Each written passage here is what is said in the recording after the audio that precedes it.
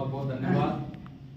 आज हर महीने की जो हमने समय रखा था, आज जो मीटिंग में सभी मेरे जिले के, ब्लॉक के, तहसील के जाबाज शेर, और मैं तो शेर ही कहूँगा कि जो मेरे कंधे से कंधा मिलाकर दिन रातों दिन हंसी मजाक में तो कोई किसी को कुछ भी बोल सकता है, पर जो मेरे साथ कंधे से कंधा मिलाकर चलते हैं उनका जो दर्द है वो मेरा दर्द है। मेरे अंदर भी जब उनके यहाँ कुछ दर्द होता है तो मेरे अंदर भी उनसे ज्यादा दर्द होता है। मैं उन जाबाज शेरों से ये अप्रोच करूंगा, कुछ लोग संगठन को केवल नाम देकर, पद लेकर के अपने घर बैठे हैं।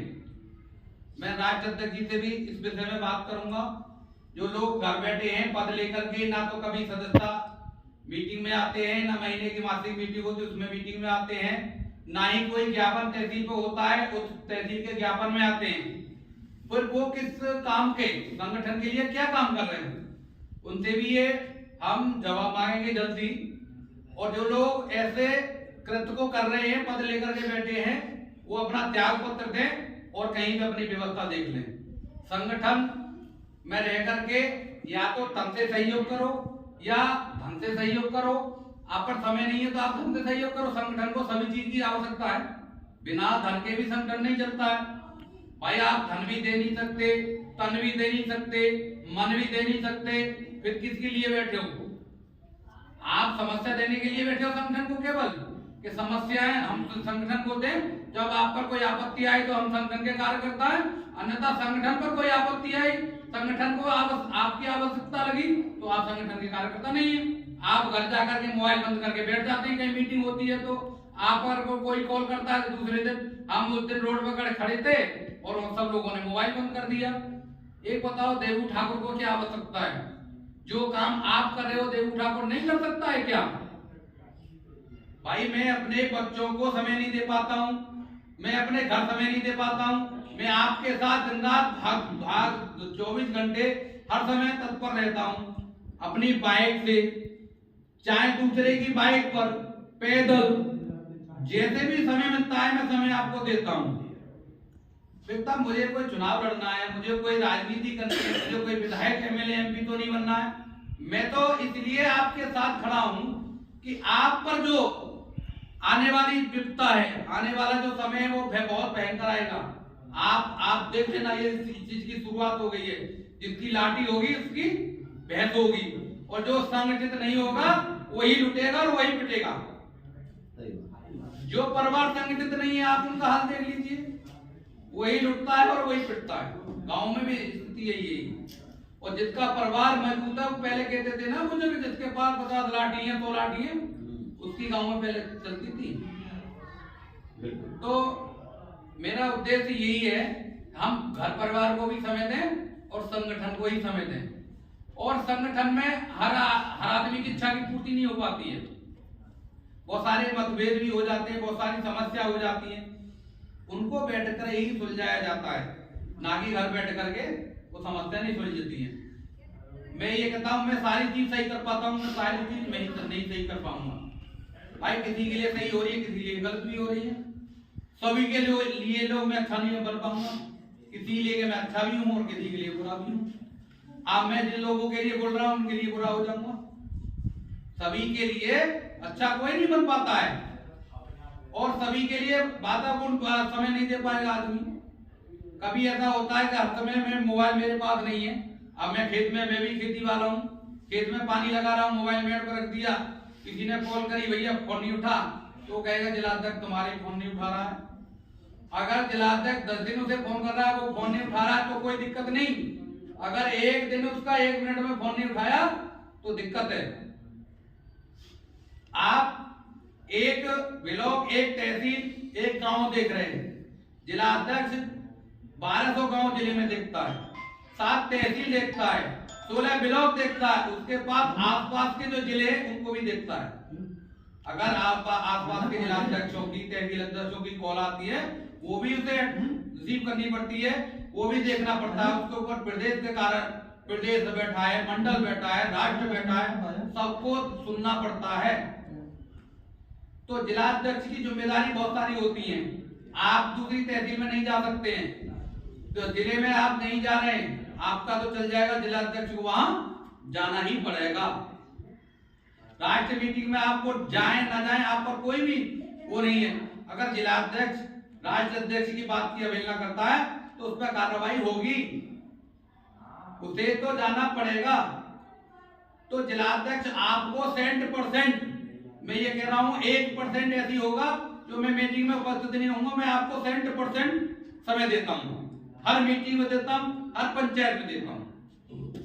जब आपको मैं 100% समय देता हूं तो आप मुझे 40 से 50% समय नहीं दे सकते भाई। आप 40 से 85% दे दो, कभी किसी पे काम है भाई, कभी किसी पे काम है, ऐसे करके सब लोग आपस में डिवाइड करना चाहिए कि भाई आज मेरे पास काम है, आप ये लोग जो चले जाओ। ये व्यवस्था बनानी किसको है? जो जिले के बाद प्रतिनिधित्व कर रहे हैं उनको व्यवस्था बनानी होती है। मैंने देखा है कि पंचायत की रख दी या मासिक पंचायत रख दी, कोई फोन करके जब कहता मुझे तो पता ही नहीं है, कौन देखेगा भाई ने? कभी कहीं अधिकारी के पास जाते हैं तो सब लोग उठ के वहां से चले आए, अब फिर पूछते हैं कि फोटो किसके पास है जी। इन चीजों की ही लिए समीक्षा बैठक है, ये हमें जिम्मेदारी तय करनी पड़ेगी। हम जब तक संगठन के लिए समर्पित नहीं रहेंगे, हम उससे कार्यकर्ता नहीं बनेंगे। कार्यकर्ता के 5 लक्षण कार्यकर्ताओं में होने चाहिए: पैर में चक्कर, मुंह में शक्कर, सीने में दिमाग, दिमाग में बरक। ये जिस कार्यकर्ता के अंदर गुण है वो कार्यकर्ता हमेशा ऊंचाइयों के रास्तों को छूता रहेगा। जैसे कार्यकर्ता पैर में चक्कर का मतलब है कि कार्यकर्ताओं से मिलते रहना चाहिए, घूमते रहना चाहिए।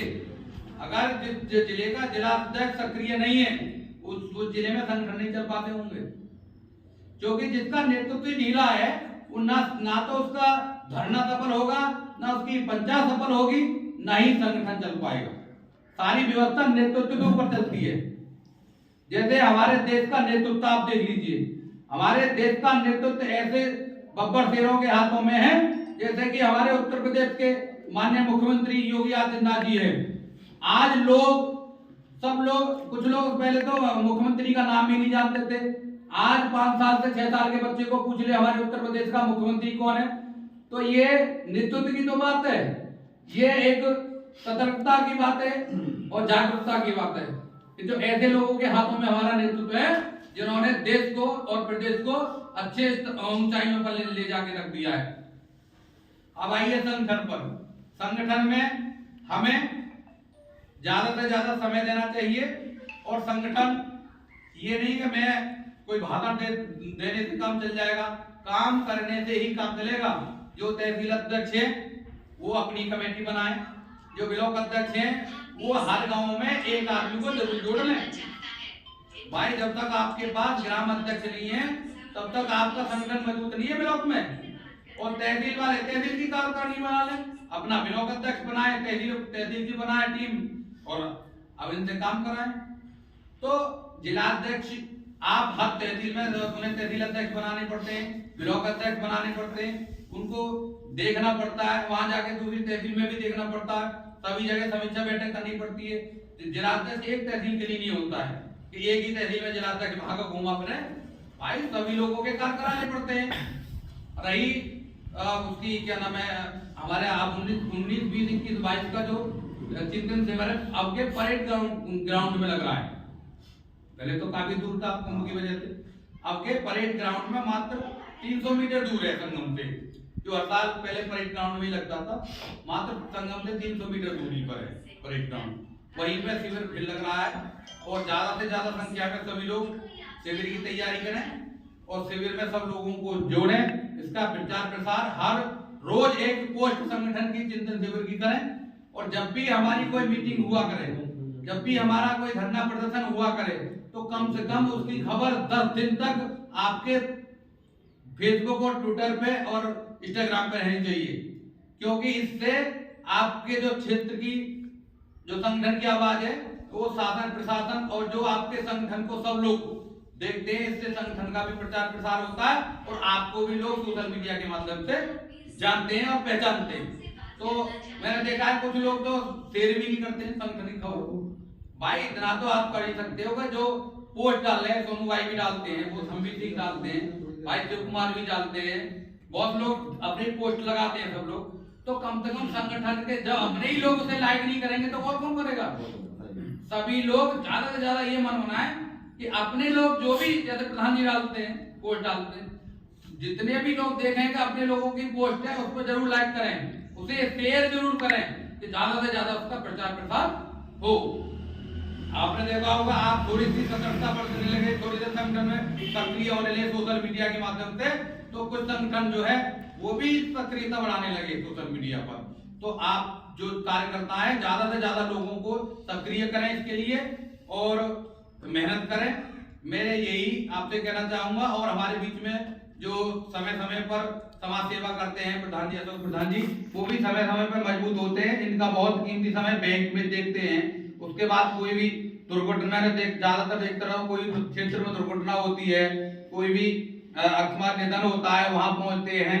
रामचरितमानस का कहीं भी पाठ होता है वहां पहुंचते हैं। और आपकी समाज सेवा में जो भी कहीं बात होती है तो वहां भी पहुंचते हैं। तो ये समय समय पर लोगों को जागरूक भी करते रहते हैं और समय देते हैं। तो इनके लिए भी मैं धन्यवाद कहना चाहूंगा। और मैं प्रधान जी से भी कहना चाहूंगा कि आप भी दो शब्द सभी के लिए। और मैं एक और क्षेत्र में मैंने सुना है कि कुछ आरएसएस के लोग जो जाति, जो कहते हैं ना कि आरएसएस जाति खत्म करती है, जाति खत्म करके हिंदू जात पात की करो विदाई, हम सब हिंदू भाई भाई, इसका दुरुपयोग कर रहे हैं क्षेत्र में। वो लोग ऐसे नकली चेहरे उसका दुरुपयोग ना करें। अब मुश्किल से लोगों को संगठन में संयोजा जाता है, क्षेत्र को एक मुट्ठी में बांधा जाता है और वो लोग क्षेत्र को बखेड़ने का काम कर रहे हैं। मैं उनसे ये अनुरोध करूंगा, भाई अपने स्वार्थ के लिए क्षेत्र को इसका शिकार न बनाए। जय हिंद, जय भारत, जय जवान, जय किसान। बहुत बहुत